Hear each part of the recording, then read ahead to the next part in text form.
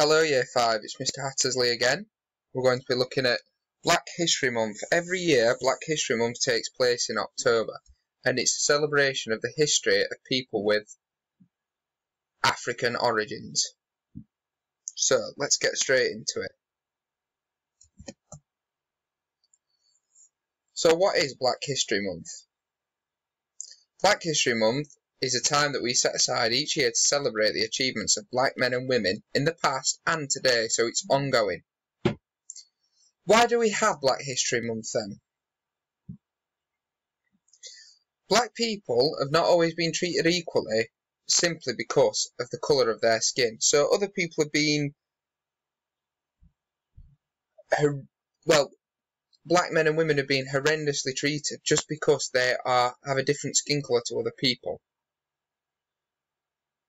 So try and think of any examples of where you've known this has been something that's been a huge problem, black people being unfairly treated in the past. One example is that in America, black and white people had to sit in different seats on a bus or in public places like the cinema, and that was happening only about 60 years ago, so not that long away. In living memory for some people, they weren't allowed in the same place.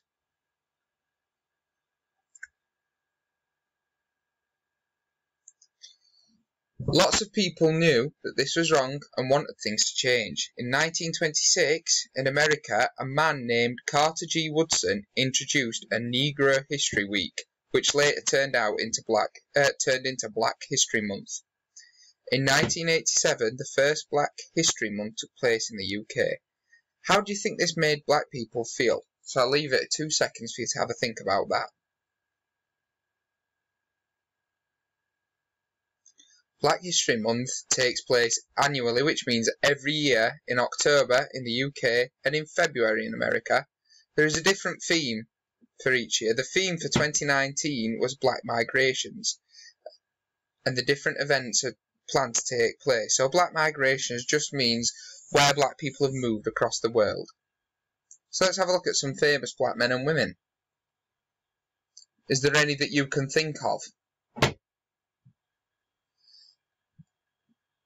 The following pages are going to introduce you to some of the most famous ones in history right up to now.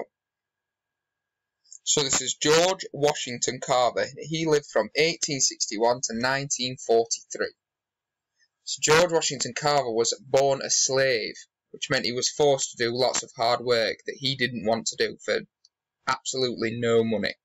He became an agricultural scientist, which means somebody who's really, really good at farming. An inventor. He helped poor farmers improve the soil on their land to grow better crops. That meant they could make more money. And he developed hundreds of products using peanuts, sweet potatoes and soybeans. So he saved a lot, he made a lot of people a lot of money. This is Dr. Mae Jemison, and she was born in Alabama in the USA, in America. Mae developed an interest in science from a very early age. Following a career in medicine, she was selected by NASA, the space agency, for astronaut training. She became the first African-American woman to travel to space, and she even went into orbit aboard the Space Shuttle Endeavour on the 12th of September 1992. So she was in space. This is John Edmund Stone, who was born in 1793. We don't really know when he died. He was a freed black slave, so another one that was a slave, which is very unfortunate. And he lived in Guyana, which is near Brazil, which is we've been looking at.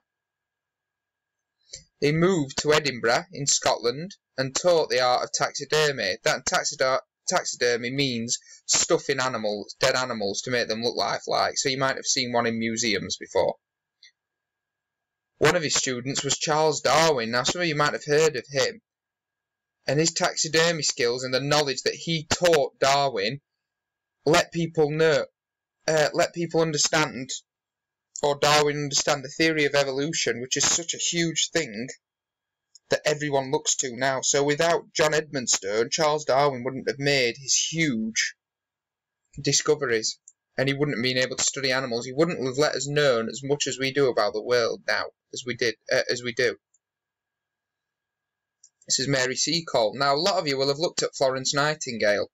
Mary Seacole was also a nurse in the Crimean War. Because of all her efforts to get injured soldiers better, they called her Mother Seacole, as she comforted them and nursed them back to health, and was always there if they needed clothes, blankets, and kindness. She was really lovely. I bet not many of you will have heard of her, but you have heard of Florence Nightingale. Mary Seacole did exactly the same thing. She was just as important as Florence Nightingale.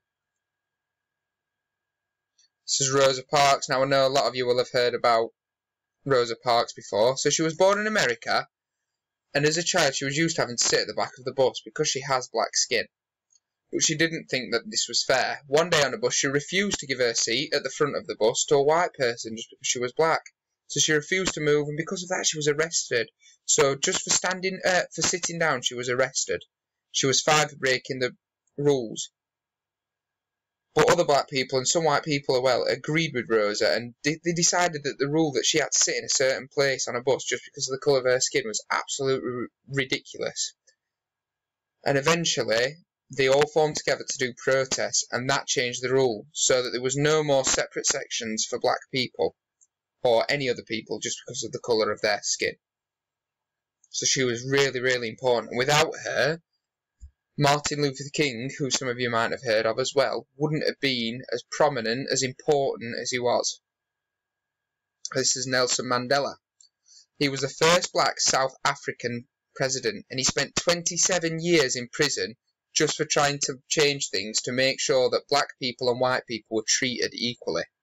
It's 27 years, nearly 30 years in prison just because he wanted to be treated as a person. Many people thought he was a hero and respected him for his courage and wisdom for bringing people together.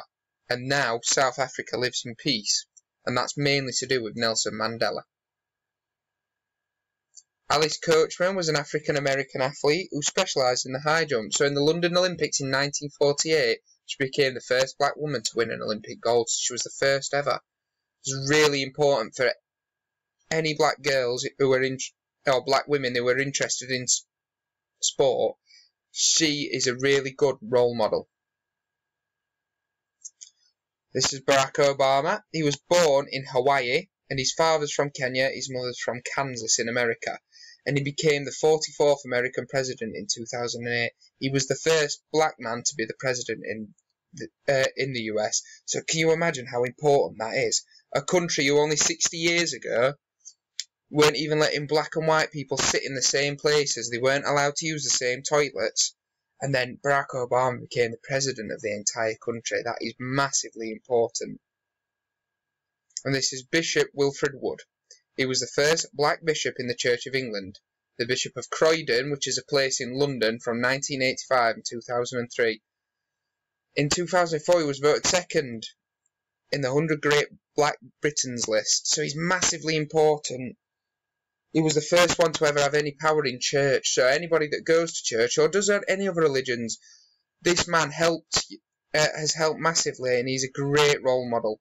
And he's worked hard to improve the relationship between people of different races living in the United Kingdom. He's tried, and he's still trying, even though he's nearly 100, only 16 years off being 100, so he's 84.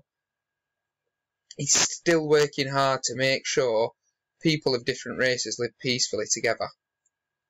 Right, I'm going to ask you guys now to have a think about different black British people who are really, really important. When we come back to school, we're going to be looking at this in some more detail, but I would be really impressed if anybody who watches this booklet in Y5 can find some facts about famous black British people, which would really help us for our topic, which is Black History Month. Okay, it's only a week now until we go back to school, so I will see you soon.